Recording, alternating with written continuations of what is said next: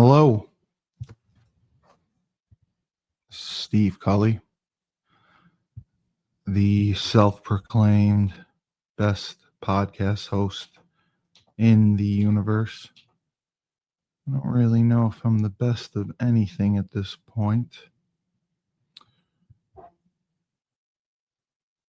However, if anyone is watching, which I tend to doubt they are, not very entertaining, I just wanted to get my thoughts out on the unfortunate loss we just experienced to Rice University of Rice, the Rice Crispies. Doesn't really matter. Either way, I cannot hide my anger slash frustrations very well, so to speak. And I would say the reason being,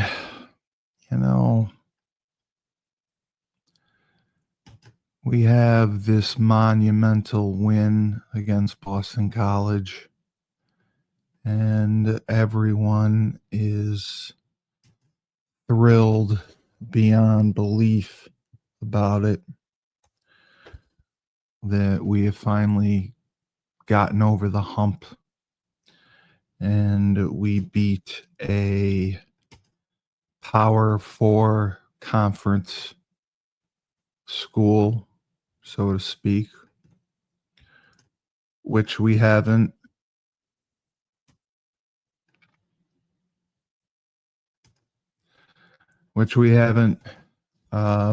In what was it? Was it 2012, I believe? Or was it 2014? It doesn't matter. It'd been a while since we'd beaten a Power 4 conference school, and we deserved it. We came out and we played hard. We played an incredible second half, and we beat Boston College. And all of us, including myself, was on the bandwagon. However, I did say that Rice scared me because they were an option team. They have a running quarterback, and we traditionally struggle against running quarterbacks. And that proved to be the case here. So I was beyond frustrated multiple times.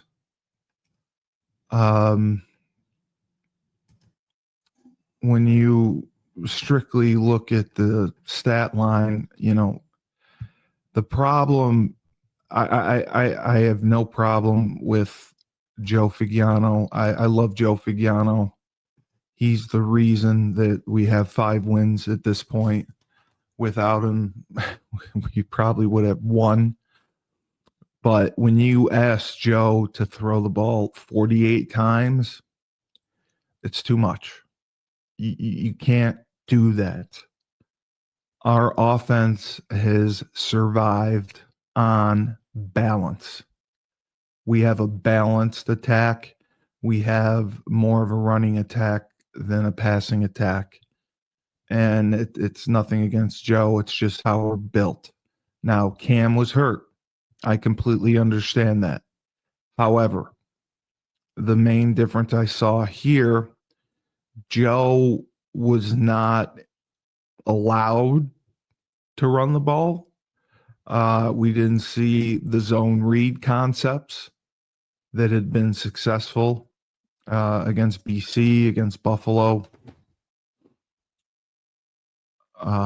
He was blitzed frequently, and when teams blitz, there are two things you can do. You have built-in blitz checks where you know a team is blitzing, you come to the line, you audible, you get yourself into the right play to attack that blitz. Or you have your wide receivers call what's called sight adjustments. And sight adjustments are where the blitz is notified throughout. The quarterback can spread it down the line. You know, hey, this is coming. And the receivers know, based on the blitz, they have to adjust their route. They have to adjust to a shorter route. They have to get separation, and they have to get open. Because Rice was bringing 6, sometimes 7. The first half, they blitzed quite often. They brought 6, they brought 7, and we struggled against it. And that's a situation again, and I'm not Monday morning quarterbacking anyone. As a college coach, when I was there for 10 years at Holy Cross, I had my guys frothing at the mouth when they saw a blitz because they knew, I had them knowing, guys, they're going to blitz us. They want to blink. If they want to bring 5, they want to bring 6. Guess what? They're going to get torched. They're going to get torched. We're going to bury them. We're going to have some big plays, and you better get excited. Get excited when they get blitzed, because a lot of teams get scared. A lot of teams, their butthole puckers up. That's what happens. They get nervous. They get nervous. Oh, they're going to blitz. Oh, they're going to blitz. What do we do? What do we do? Oh, we're going to get killed. No. If you're coached properly and you execute, you can torch and burn the blitz. And those were missed opportunities that we had. The run game disappearing was significant. I know Cam was hurt. Cam Edwards is an absolute warrior. He puts himself out there. He's running probably 75%, and he's still better than half the running backs in the nation. I would take Cam Edwards on my team any day of the week and twice on Sunday because that kid has heart. Joe Figiano has heart. No matter what happens, no matter how many hits he takes, no matter how many balls he gets batted down, Joe gets up, he fights, he's a leader, and he gets those guys together and he gets them to believe. And that's what counts. That's what matters. Because you're the quarterback, you are the guy. All eyes are on you. The ball is in your hand every play, and you are responsible for making things go. And again, I do not put any blame on our players. I don't. A couple times, sure. We could have made plays. The play in overtime, throwing to Romello Murphy in the end zone. That's a tough throw on the run. It's a corner route. It's in the rain. Asking Joe to execute that, it's challenging. It's really challenging. It's a hard throw to make. It's a very hard throw to make. Would I have come out with that? Probably not. Just after Cam had taken the ball and, scored, I would have tried to stick with the running game a little bit more. But when you're in the shotgun and you're predictable with what you're doing. Now, we did run the ball downhill a little bit more. I was very happy to see that. We didn't do it enough. Oliver Lumber Coleman, whatever his name is, the Swedish kid, he had a beautiful run up the middle, 12 yards. He only had one other carry. MJ Flowers, 2 carries. So when you have an injured Cam Edwards, you're not relying on Victor Rosa. I think Victor can carry the ball. Victor is obviously better out of the backfield, but Victor does it all. Victor can step in. He can pick up the blitz. God bless Cam Edwards. Cam blocked on a screen pass. I believe it was in overtime that almost scored. He was downfield blocking. He did a great job. Up front, I felt we were a little bit deficient at the tackle position. When they were bringing a 3-man rush, we were giving up pressure. And that is unacceptable. A 3-man rush cannot give up pressure, especially when a defense is dropping 8. They're dropping 8. So we need to give Joe time to throw the ball. And I thought Coach Gordy did a nice job coming out, getting the ball to Skylar Bell. He got Skylar involved early. He had that big touchdown early on. But I just, for some reason, I think it kind of went to our head that, hey, we're going to win this game. And it was a dogfight. And credit to Rice, who's lost 4 in a row. They came out and beat us. They rushed for 334 yards.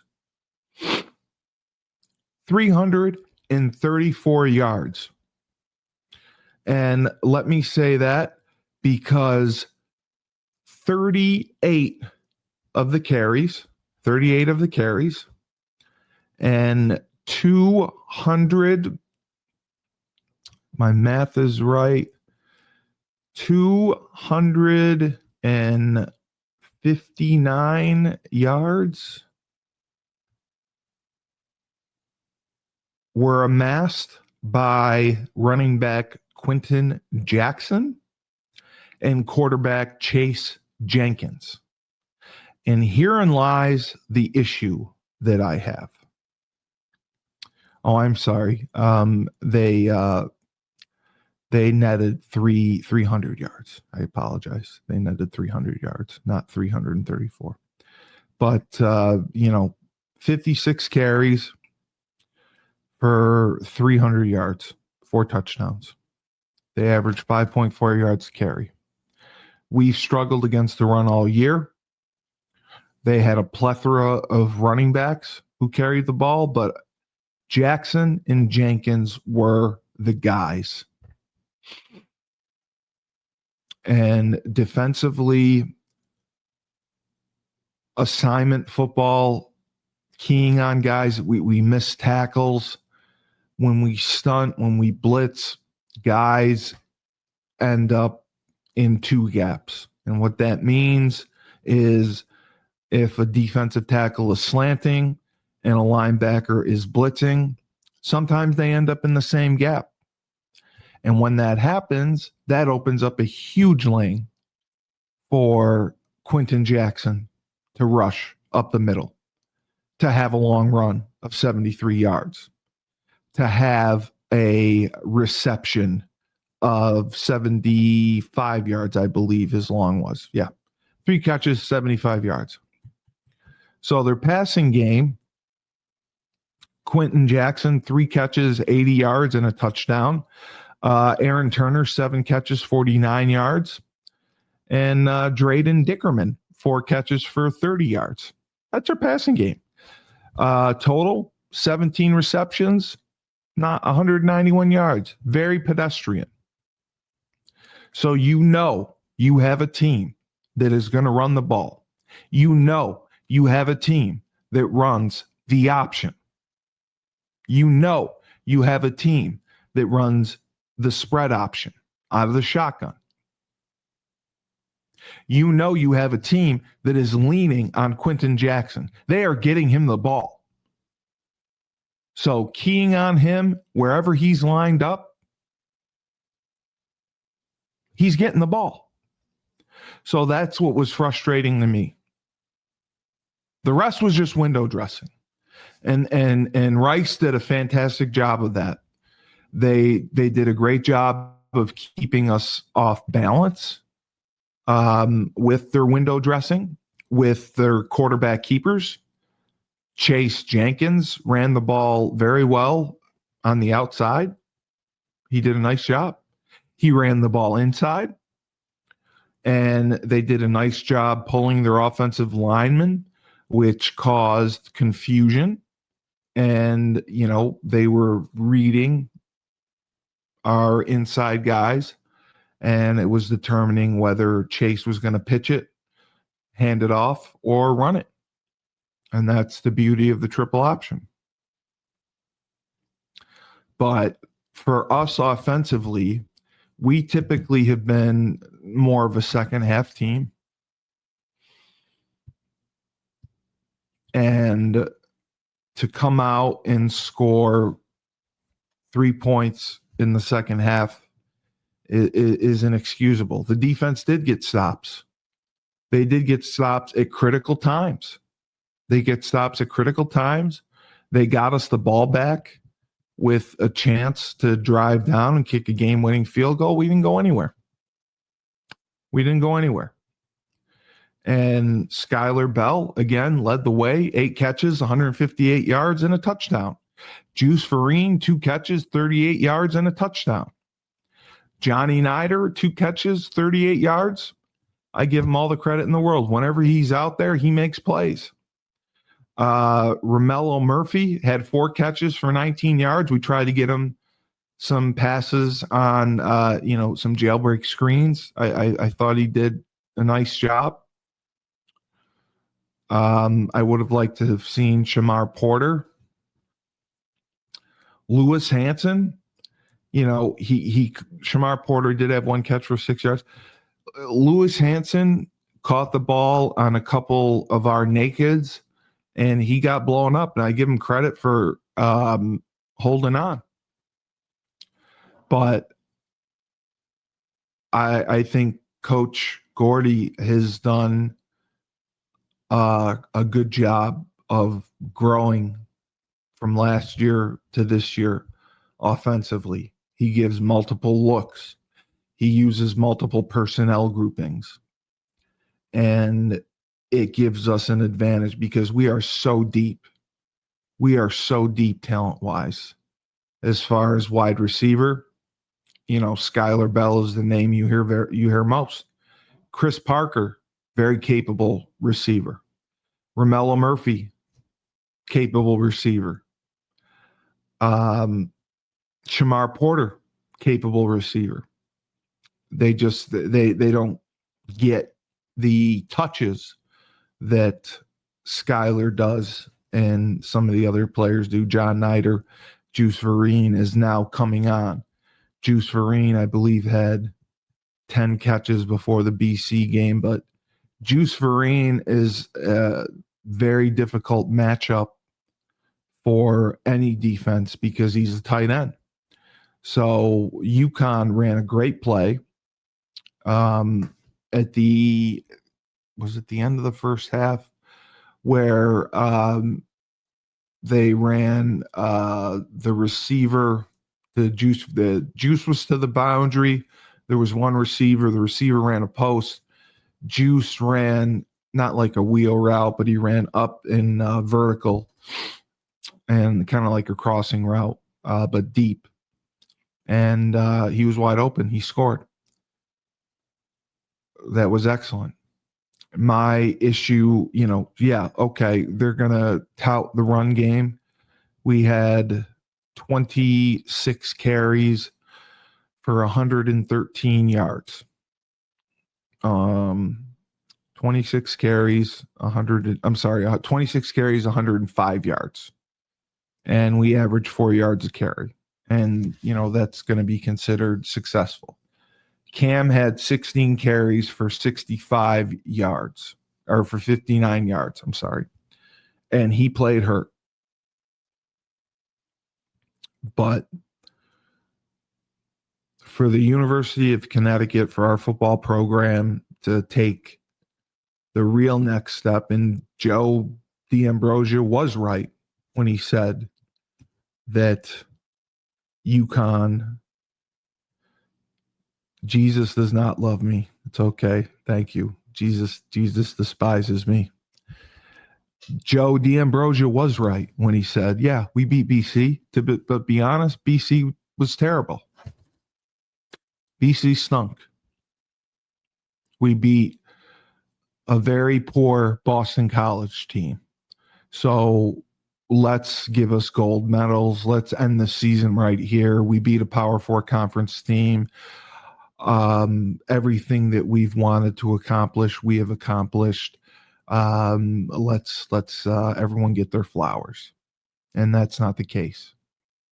And for us to go down to Rice, losers of 4 in a row, and to play the way that we did. And again, I don't put it all on the players at all. Now the players, just defensively especially, they had some mistakes. Some of their stunts, some of their blitzes, they wound up in the same gap. Guys missed tackles, and that was critical. Rice had a very good game plan of getting Jenkins downhill. And when he got downhill, he hit the hole hard and fast. I don't care if he's undersized. He ran hard, and guys could not tackle him.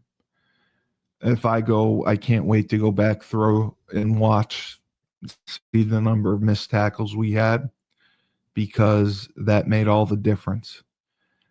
Jesus loves me. Jesus does not love me. You know why Jesus doesn't love me? Because I am quite the asshole. That's what I'll tell you.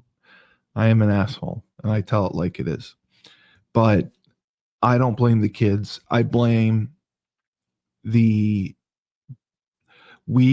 offensively, we ask the kids at times to execute schemes and plays that they are not as capable of executing. And what I mean by that is Joe Figliano, having him run sprint out passes, having him run nakeds, having him throw on the run.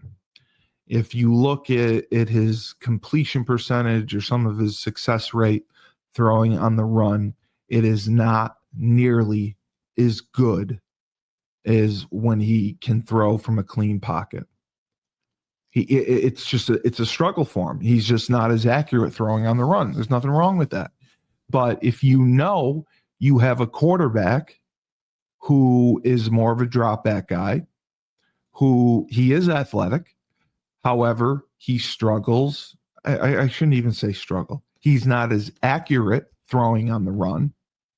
Why are we putting him in position to do that? When the game is on the proverbial line in overtime, the second overtime, we just scored. We have momentum. And part of me wanted us to go for 2. Part of me was thinking, man, we haven't stopped this team. Let's try to go for 2 and end it. Part of me thought that, but we didn't. So we get the ball back. First play, sprint out, incompletion. Second play, hand off to Cam, 3 yards. Third play, ball, they blitzed us, I believe. Ball was tipped, incompletion. Field goal. Rice gets the ball back. I think we stopped them on first down. Second down was a touchdown. And then I went to go stick my head in the oven. And I went to go to stick my head in the oven because of frustration, because of pure anger. And again, it's not directed at the kids because I think we have more talent. I think we have more ability. I think we have more skill than we've had in years. My issue is I don't know that we are putting them in the best position to succeed. To completely abandon the run game on the road in the rain did not make sense. And I understand Cam being hurt. Great, Cam's hurt. We got running backs. MJ Flowers, I love MJ Flowers. MJ Flowers has gotten carries few and far between, and I'm not at practice. I am a broken down, old, moronic CTE veteran. I don't know. Maybe MJ Flowers is not as good as I thought he was going to be. But Victor Rosa, I believe, is. Oliver Lundberg Coleman, when he touched the ball, he made things happen. So we cannot abandon the run game. We cannot ask Joe Figliano to throw the ball 48 times and expect to win. That is just ludicrous. And we weren't in the situation where we needed it. It's not like we were down 21 points and we had to throw the ball to get back in the game. That was never the case. That was never the case.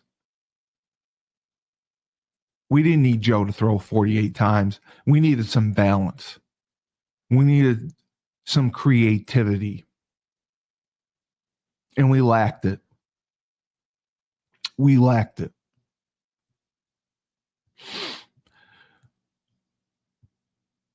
We didn't have answers for Rice when they blitzed. We could have burned them several times, and we didn't.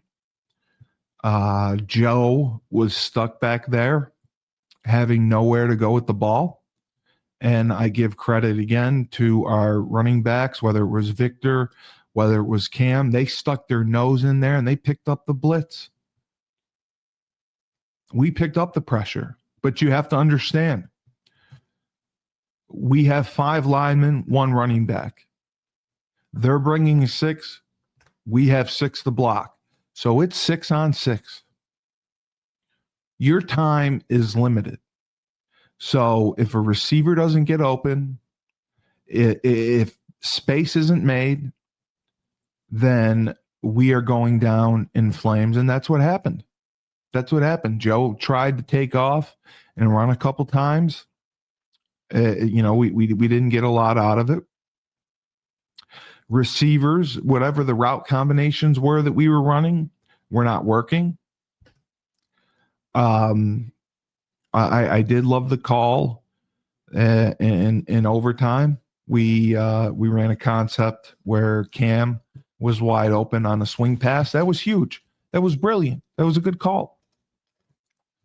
But overall, I think that self-scouting and putting our kids in a position to win, putting our kids in a position to have success. That's what I want. If we lose, and we lose by putting our kids in the best position to succeed, I'll take it. I'll take it. We put our kids in the best position to succeed. We ask them to do everything that they're capable of doing, things, concepts they can execute. I'll take it. This game, I didn't feel we did that. We ran, again, the commentators talked about, UConn and the stretch play in the outside zone. Well, the outside zone play pretty much got shoved up our ass. And you want to know why? Because everyone in the country who watches film, and other teams are coached too, knows what side we're going to. I could tell. We motioned Hansen into the backfield to lead a couple times. It was going to that side. We were in the pistol, offset eye, out of the gun. It's going to that side, whatever side the fullback's on. We tried running it without the tight end in the backfield, shoved up our ass. Because, and I've said it before, and I'm sounding like a broken record, and I really don't give a flying fuck. The aiming point for the back and outside zone from the gun offset, okay? If the back is to the right, you know the play is going to the left. The aiming point is so wide. The back has to turn his shoulders flat and come across. Okay? And then you want him to try to get downhill to get the edge. Well, realistically, 10 times out of 10, that doesn't happen. It never hits the outside. What ends up happening, it's a cut play. The back comes directly across. He hopes the defensive line and the linebackers flow, and then he sticks a foot and he goes north. And that's where he gets his yards. And that's what we major in. I coached college football for 10 years. I've seen other college coaches run games, run schemes. Nobody majors in outside zone. And it's for that reason. Because unless you have a true dual threat quarterback like Rice does, it's very, very challenging to get to the edge out of the shotgun.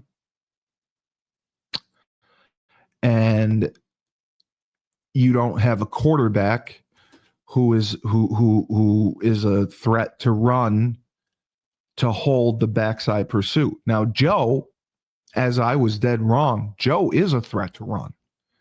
Joe has proven on many occasions he can take off and go. He's athletic. He is fast. He can run. But Joe, either they don't read it as a play, they just give it every time, or he just isn't allowed to pull it. So the backside pursuit flies. Cam got drilled in the backfield time and time again. I believe it was 3 times. Can't run it. Can't run it. Again, you're putting your team in a position where they can't execute a scheme to have success. You're not putting them in the best position to succeed. And that's where I have a problem. That's where I have a big problem. Because we have a ton of talent. And then up front, defensively, Vincent Carroll Jackson, a couple of the other guys, Hoffman, they play their hearts out, you know. But when your linebackers and your safeties misfit or miss tackles, there's nothing you can do. They're doing their jobs. They're doing their jobs. They're occupying 2 blockers. So a linebacker or a safety can fit in there and make the play. And we weren't getting that consistently. We did get it. times here, times there. We did not get it consistently. The 75-yard touchdown pass was just a busted coverage. I can't remember if it was Pringle, but whoever the corner was, their eyes were in the backfield. They weren't even watching Jenkins run by them. That was frustrating. That was disappointing. But I'm just curious to see what the drive chart was in the second half, because I believe that we had some good field position and we squandered it. Okay, so here we go. Fourth quarter, 7:50 to go in the game. We are on the Rice 45-yard line. Rice 45-yard line. And we go, it was the fourth quarter. We had that's when we had the missed field goal, I believe. Yes. That's when we had the missed field goal. We went from the 45 to the 28. 4:51 left in the game, missed field goal. Get the ball back, fourth quarter. This is when we're pinned. And this is where we got lucky. We did a nice job defensively. We're on the 5-yard line. We moved it out to the 29, and we had a good punt. And we gave the ball back to Rice. Rice, and I believe we forced a 3-and-out. We got the ball back with 52 seconds left on our 23-yard line. We ran it down to 27 seconds. It was 3-and-out, and we punted. So the second half drives, I'm looking in the third quarter. We had the ball on the Rice 45-yard line in the third quarter. That led to the field goal that made it 24-17. We should have moved the ball more on that drive. That was I thought we could have gotten more out of that. Then we had the ball. I mean, this was a better drive. We had it on the minus 39. We had it for 4 minutes and 43 seconds. Or no, I'm sorry. We got it at 4 minutes and 43 seconds. I'm sorry. No, we did not have a great drive. We only had it for 2 minutes, and then we punted. And then the fourth quarter started. We have the ball. Rice scored, I believe, and we had the ball at 11. Was it 11:45? Yeah, we got it on the kickoff at 11:45.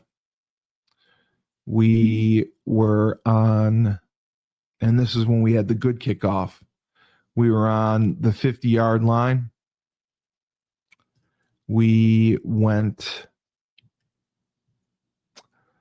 5 plays, 24 yards, and we punted. Huge missed opportunity there. I'm sorry, I'm reading that wrong. I am reading that wrong. Where was the kickoff? Okay, no, I'm not reading that wrong. We had the ball on our 49 or 50-yard line. We went 5 plays, 24 yards, and we punted. And again, you can't have field position like this and missed opportunities. And then the overtime play selection, I thought was not very, very good.